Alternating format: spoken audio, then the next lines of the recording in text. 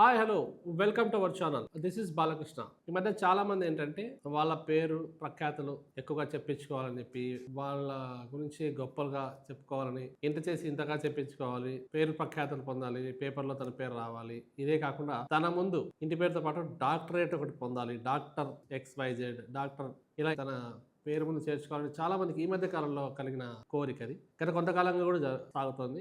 అయితే ఇక్కడ కోరిక ఉండడం తప్పు కాదు. అయితే ఈ డాక్టరేట్ ఎవరిస్తారు, ఎలా ఇస్తారు అనేది ఫస్ట్ వాళ్ళు తెలుసుకోవాలి. అసలు ఎవరికి ఇస్తారు డాక్టరేట్ అంటే? పరిశోధనలు చేసిన వాళ్ళకి, ఒక ప్రత్యేకమైన అంశం మీద పరిశోధనలు చేసిన వాళ్ళకి, రీసెర్చ్ స్కాలర్స్కి ప్రదానం చేసేది డాక్టరేట్. అంటే వాళ్ళొక అంశాన్ని తీసుకుని, ఏ అంశమైనా కావచ్చు, ఏ శాస్త్రంలో అంటే వాళ్ళు ఎడ్యుకేషన్ క్వాలిఫికేషన్స్ కూడా ఉండాలి. కనీసం డిగ్రీ, పీజీ చేసి ఉండి, తర్వాత పీజీ తర్వాత సంబంధిత యూనివర్సిటీ వాళ్ళు రీసెర్చ్ నోటిఫికేషన్ అంటారు, రీసెర్చ్ స్కాలర్స్ సంబంధించిన ఒక నోటిఫికేషన్లో వీళ్ళు పేరు అయ్యి అక్కడ ర్యాంక్ వచ్చిన తర్వాత వాళ్ళకి ఒక సబ్జెక్ట్, వాళ్ళు ఎన్నుకున్న సబ్జెక్ట్లో వాళ్ళు ఎన్నుకున్న అంశం మీద, సామాజిక అంశాలు కావచ్చు, ఏ అంశాల మీద వాళ్ళు రీసెర్చ్ చేసిన తర్వాత, వాళ్ళు తీసి సబ్మిట్ చేసిన తర్వాత, పరిశోధన గ్రంథాన్ని వాళ్ళు సంబంధిత యూనివర్సిటీకి సమర్పించిన తర్వాత వాళ్ళకి వైవా లాంటివి నిర్వహిస్తారు. అనంతరం వాళ్ళకి ఒక డాక్టరేట్ అందజేస్తారు. అంటే వాళ్ళు అక్కడ నుంచి మామూలు MBBS డాక్టర్స్ ముందర ఎలా డాక్టర్ ఉంటుందో, సో వాళ్ళు వైద్య వృత్తిలో వాళ్ళు డాక్టరేట్ చేశారు. వీళ్ళు ఈ పరిశోధన అంశంలో, ఈ అంశంలో కీలక పరిశోధనలు చేశారు, ఆమూలాగ్రం వీళ్ళకి తెలుసు ఈ అంశం గురించి అనేది సర్టిఫై చేస్తూ వాళ్ళకి డాక్టరేట్ ప్రదానం చేయడం, వాళ్ళు ఆ అంశాల్లో ఎక్కడైనా ప్రసంగించడం కానీ, లేదా దానిపైన పుస్తకాలు పబ్లిష్ చేయడం, సో వాళ్ళకంటూ కొంత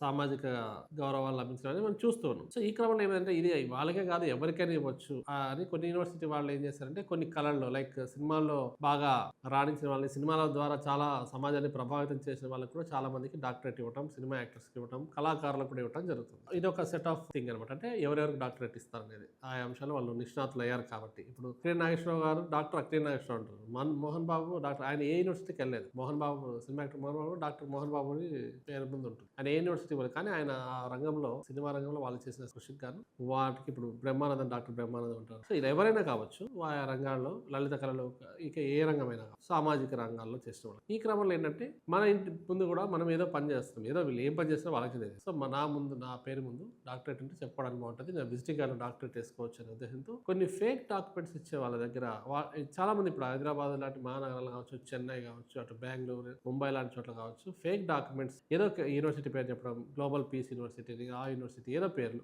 ఆ యూనివర్సిటీ పేరు చెప్పడం, నేమ్స్ తోటి, ఆ యూనివర్సిటీ నేమ్స్ తోటి వీళ్ళకి డాక్టరేట్ ఇస్తున్నాం, మీరు ఇంత కట్టండి. గతంలో ₹1,00,000, ₹2,00,000 వసూలు చేసేవాళ్ళు. ఈ మధ్య కాలంలో ఏమైందంటే చిన్న చిన్న సంస్థలు కూడా ఊరికే మేము డాక్టరేట్ ఇచ్చేస్తాము అని చెప్పేసి 10,000 నుంచి 50,000 దాకా వసూలు చేయడం, వాళ్ళని తీసుకెళ్లి ఒక హైదరాబాద్ లాంటి నగరాల్లో రవీంద్ర భారత్లో కావచ్చు, ఇంకెక్కడైనా కానీ ఒక మంచి సమావేశ మందిరాన్ని ఏర్పాటు చేసి అక్కడ కొంతమంది విఐపీలు పిలిచి వాళ్ళ చేతుల మీదుగా డాక్టర్లు ఇప్పించడం అనేది ఒక తంతుగా మారిపోయింది. ఈ క్రమంలో ఏమైందంటే ఈ మధ్య కాలంలో దుగ్గరాలకు చెందిన ఒక వ్యక్తి, పెద్దేటి యోహాన్ అనే ఒక వ్యక్తి ఏం చేశారంటే, ఆయన ఆల్రెడీ ఒక సంస్థ ఉంది ఆయనకి, గుర్రం జాషువా సాంస్కృతిక కళా పరిషత్ ఏదో పెట్టుకున్నాడు, దాని పేరు మీద ఆయన డాక్టరేట్ ఇవ్వడం స్టార్ట్ చేశాడు. ఈ డబ్బులు వసూలు చేసే కారణంలో కొద్దిమంది కంప్లైంట్ ఇవ్వడం వల్ల ఏమైందంటే, టాస్క్ ఫోర్స్ పోలీసులు వచ్చి అక్కడే సమావేశ మందిరంలోనే, రవీంద్ర భారతి సమావేశ మందిరంలోనే వీళ్ళందరినీ, నిర్వాహకుల్ని, అక్కడికి వచ్చిన వాళ్ళని, ఆ డాక్టర్స్ని పట్టాన్ని హ్యాండ్ ఓవర్ చేసుకుని వాళ్ళని అరెస్ట్ చేయడం, జైలుకు తరలించడం జరిగింది. అంటే ఇక్కడ ఏం చెప్పదలుచుకున్నామనంటే, అసలు డాక్టరేట్ పొందాలంటే ఎటువంటి అర్హత ఉండాలో ఫస్ట్ తెలుసుకోవాలి, డాక్టరేట్ ఎక్కడ చేయాలో తెలుసుకోవాలి,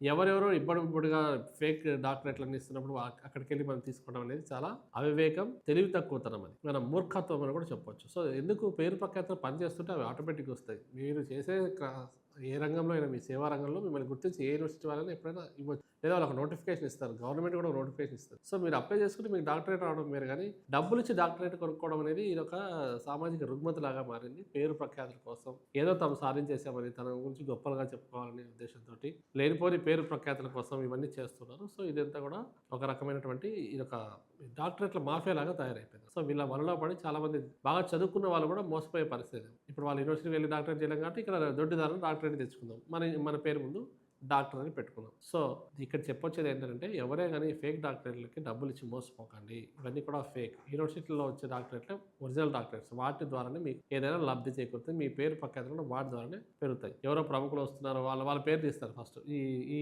ప్రముఖుల చేత మీకు ఈ డాక్టరేట్ ఇప్పిస్తారు. వాళ్ళకి కూడా ఇది కరెక్ట్గా తెలియదు, వాళ్ళు వచ్చేసి సమావేశ మందిరంలో తెల్లమోకాలు వేసిన పరిస్థితి అవుతుంది అనమాట. సో ఈ ఫేక్ డాక్యుమెంట్స్ ఏవి కానీ నమ్మొద్దని చెప్పి ఈ సందర్భంగా మీకు తెలియజేస్తాను. Thank you.